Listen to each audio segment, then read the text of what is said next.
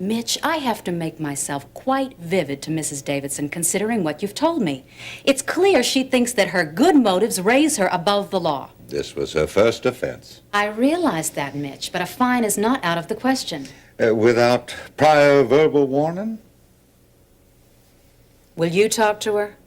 I will share your most serious reprimands and sing your praises as being a merciful and long-suffering soul. I'm not here to win friends, Mitch. No, but you sure do influence people. Oh, Beth, I appreciate your calling me here on this, because that takes it out of the category of professional courtesy and raises it to personal favor. Now, Mitch, you make that point quite clear. If Terry Davidson violates that restraining order one more time, both you and she are going to regret it.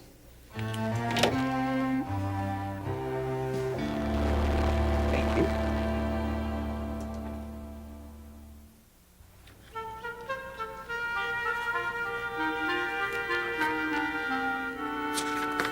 Just leave it to Lenny. I'll get the entertainment. See you tonight.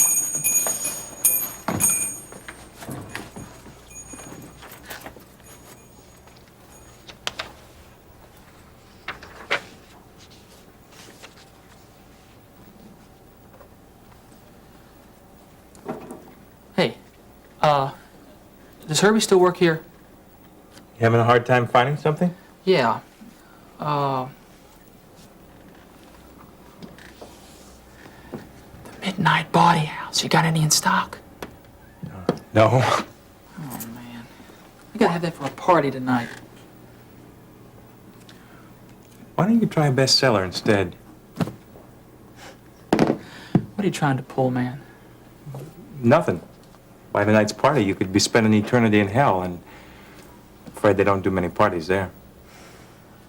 You own this place now? That's right. It's under new management. What are you, some kind of nut or something? No, I'm not some kind of a nut. Yeah, I just found out what real living's all about. I used to be just like you. Out boozing it up all the time, life in the fast lane. All it ever did was give me grief. Then I met Jesus. Jeff? See, I thought I was happy, but I wasn't. All I was a loser. Hey, what is this place, a bookstore or a church? Wait a minute. Just listen to me. See, 3 months ago, I was out chasing skirts, boozing it up all the time. Then I found myself in a hospital, waiting to die of cancer. God healed me. Now look, why don't you just cut the sales pitch, okay? I've heard it all before. All I did was come in here to get a book. If you don't have it, just say so. But don't lay your trips on me, man. Sermon City. Sheesh. If you ever want to talk to anybody, I'll be right here. Talk? You gotta be kidding. I'm never coming near this place again.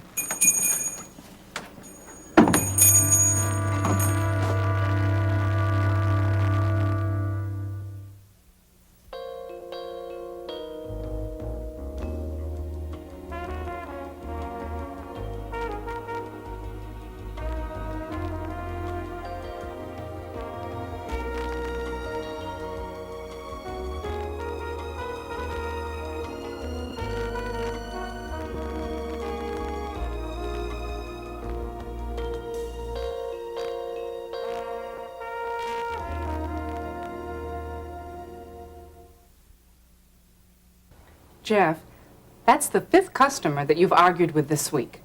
And now you have Bibles on the bestseller rack. This isn't a bookstore, it's a walk-in chapel.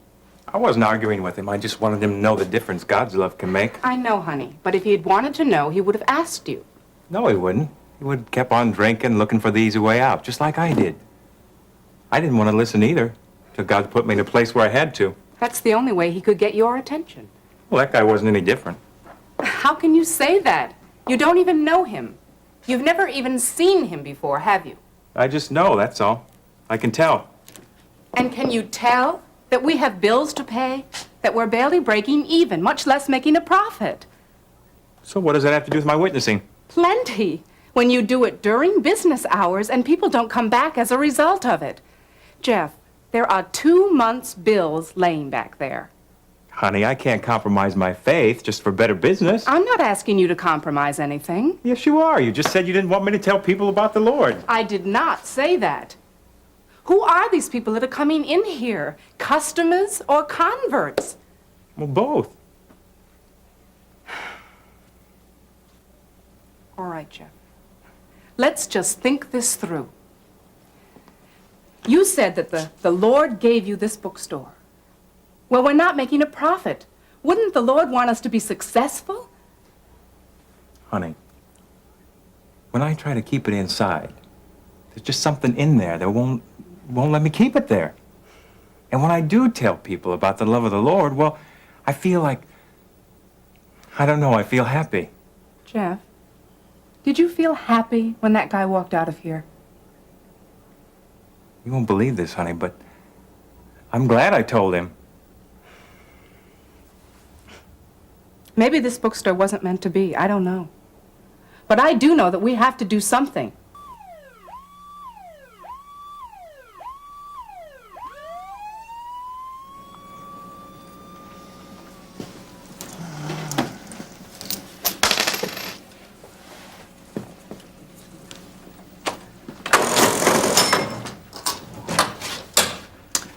Penny for your thoughts. Oh, Mitch, what are you doing here? I'll give you one guess. Oh, come on, don't take so much time. I'm just here to see how you're doing. Oh, I'm sorry, Mitch. Come on, please sit down. Thank you. You know, you look like a little girl sitting here expecting a whooping. How's Peter? Oh, he's doing fine. He's working after school to help pay his way, as he says. Oh, that's good. Yeah, he's going to find out earlier than most young people about the working world. Mm-hmm. You know what he's doing is really an act of love. Oh, yes, I know. You know, he reminds me so much of Scott. How you doing? Fine. Just fine. That don't sound so convincing to me. No, really, I am. It's just that I've got a lot on my mind these days, after all. About Nancy. What is it, Mitch? Now, what did you come here for, really? I came to call on a person that I care about very much. I think there's more to it. Well, now, you don't want people to know that this is bothering you, but it does, doesn't it? Mitch, please don't. Now, Terry, I am trying to help you, but I can't help you unless you help me. Now, I was summoned to Judge Slaymaker's office yesterday. Do you have any idea why? Well, maybe. She told me that you violated the restraining order that requires you to stay away from Nancy. Now, why in heaven's name didn't you come to me first before I hear it from Judge Slaymaker? Mitch, now is not the time but Terry, why in the world would you do such a thing when you know that doing that could cause you to forfeit all your claims to the estate? Not to mention how it makes you feel. Nancy is my sister, part of my family. And I'm not going to let any court order tell me when I can or cannot see her. Mitch, I really think it would be better if we discuss this later. After work, you can stop by the house. There's something still bothering you. About Nancy? Mitch, I'm going to be late. I've got to go. Terry, sooner or later it's going to come out. You know that. I've got to go now.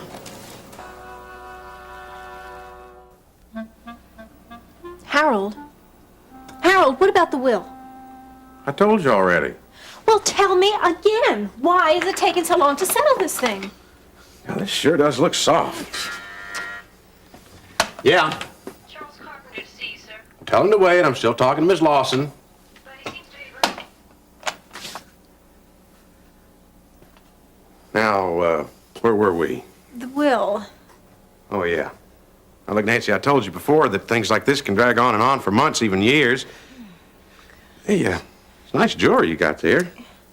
Did you talk to Roger yet about the cruise? Listen, just because you're a lawyer doesn't mean you get to read the fine print. Do you understand what I'm saying? Leave me alone. Just admiring your earrings, that's all. I thought they were You've seen kind of them cute. already. What about Terry? Terry? Harold, don't you have any kind of memory at all? Now, just calm down, Nancy. Look, I told you that I talked to the judge and she talked to Dunbar. Everything's under control.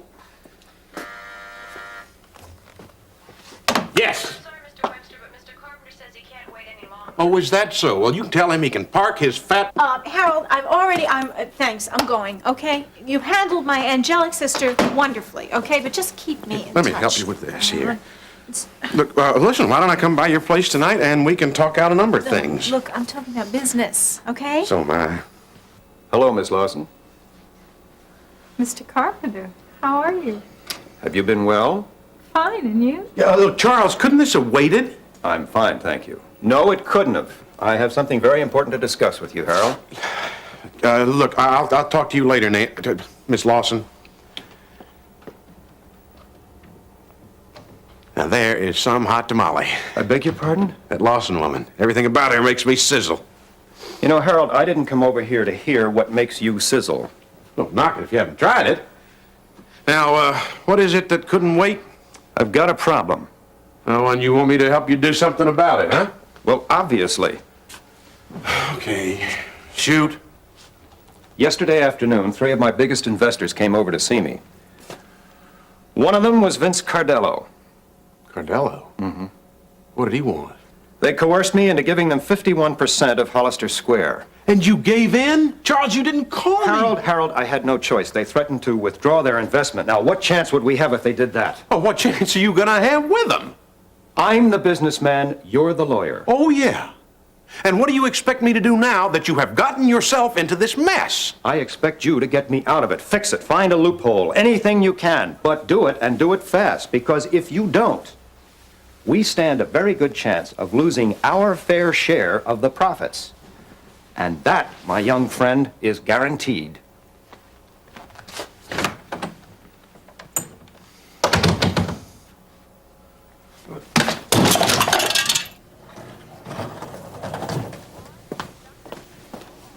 Hi, Mom. Oh, hi, honey. You looking for Ben? Mm-hmm. Just thought I'd stop by and say hi. Well, I feel honored. Except if you say age before beauty. Oh, then... don't worry. Don't worry. Guess who I just saw in the parking lot? Oh. Mitch. Oh. He said that you went to see Nancy. So? So you violated the restraining order, Mom. I went to see my sister. I don't need a judge's permission to do that. You're jeopardizing your own defense, Mom. Why?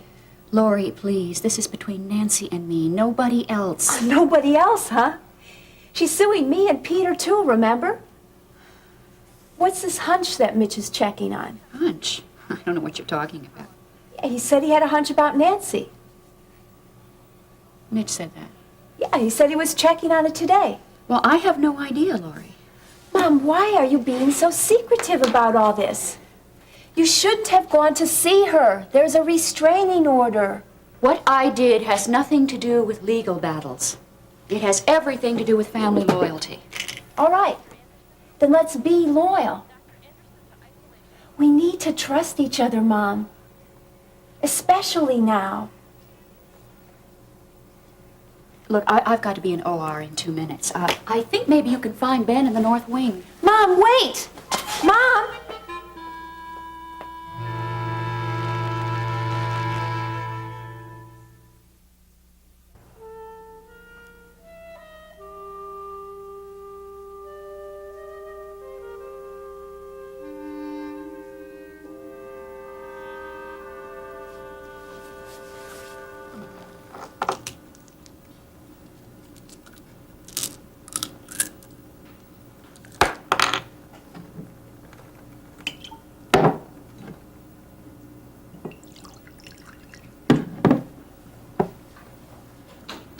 Miriam? I thought I told you to be back at the office at 1 o'clock. Whoa, that isn't Casanova Carpenter. Hottest thing since Hollister Square. Why weren't you back at the office? And what are you doing in your robe? You said you were going out with Nancy. I just thought. Miriam, you would just... has it ever occurred to you that my lunch hour has nothing whatsoever to do with your job responsibility? So why should I have to be there if you're not? That's not fair. You know, I think Nancy was right. You're ungrateful and irresponsible, and you don't give a damn about anything. Oh, I don't give a damn. I see. I suppose you give a damn about what she says, though, don't you? Yeah, that's right, because you don't care a thing about me. All you care about is whether or not I'm at work or not. That's all you care about. After all, I'm Look at just this your place. daughter. Look at this place. Dust all over everything, week-old newspapers, and these disgusting Daddy! weeds. Norman happened to give those to me. They were roses. I don't care what they're called or who gave them to you. I want them out.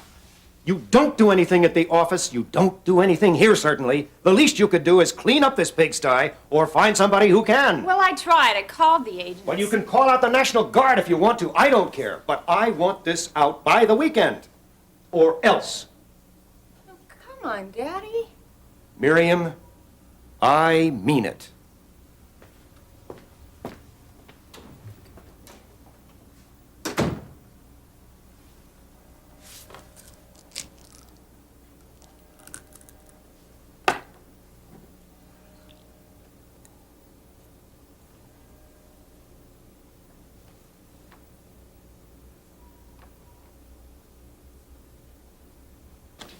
Now, here, let's see now. Dote, Quist, Lindsay, M, O. Still no luck, Mitch? Well, if it's not in this one, come to my desk and we'll try another route. Billy, I hate to put you all this trouble just for me. Nonsense. It's my job. Well, I appreciate it all the same. We'll be here all the night for this. Night L's. Lafferty, Lewis. Here we are. Lindsay, Abigail, Lindsay, Myron, Lindsay, Nora. Nora Lindsay, born February 8, 1913, married May 25th, 1932. Siblings, Terry Lindsay, only child. Well, now, Nancy, you and I are going to have a little talk.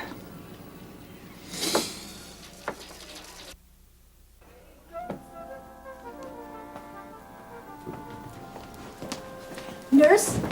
May I help you?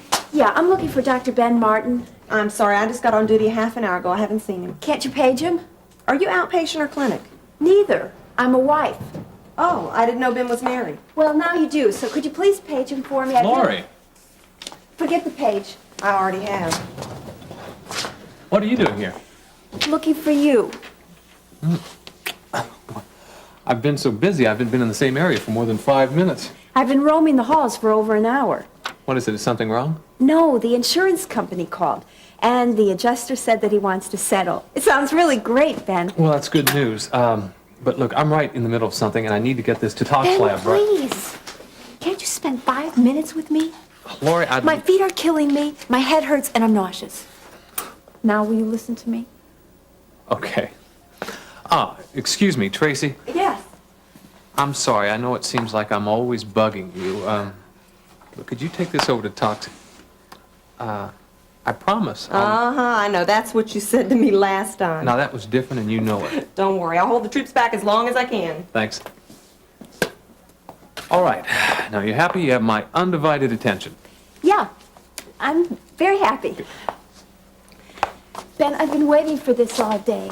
How come you're so busy? Well, because I'm working staff this week, Mrs. Martin. I mean, no more free time for throwing paper wads into the basket waiting for patients. Or having small talks with the receptionist. Or listening to construction work hammering away outside. Ah, yes. Those were the good old days. I saw Mitch earlier this morning in the parking lot. Of the hospital? What's he doing here? He told me that Mom went to see Nancy. Went to see her? Isn't that contempt of court? He said he got her off easy this time. Well, why would she do something like that? I don't know. Mitch said he had a hunch and that he was going to check on it or something. Well, maybe Mitch can get through to your mom. Look, can we talk more about this tonight? Okay? Are you going to be late again? I hope not, but I have to pull my weight just like everyone else on the staff here. Sorry, Ben. They need you right away. Thanks, Tracy. I'll be right there. Honey, I know. I'll be home as soon as I can. Bye.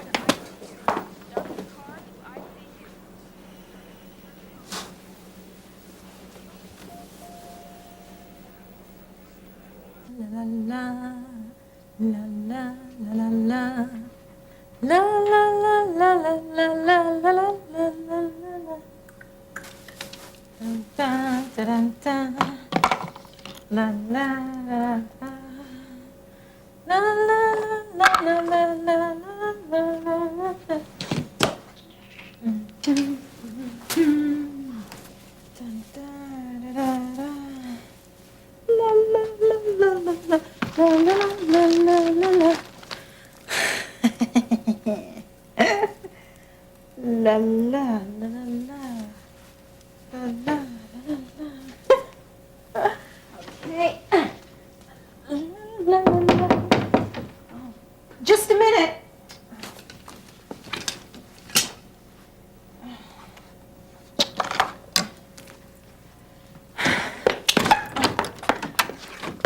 What are you doing here? Well, my, what a handsome piece of jewelry, Miss Lawson. Yours? Yes, of course it's mine. What are you doing here, trying to follow on the trail of Miss Sweet and Sour? You know you're not supposed to be here. I thought after that restraining order I wouldn't hear anything from you. Well, no, I just came from the County Hall of Records, where I found some very interesting facts. In a ledger under the name of Lindsay, it seems that Terry is listed as the only child. But of course you knew that, didn't you, Miss Lawson?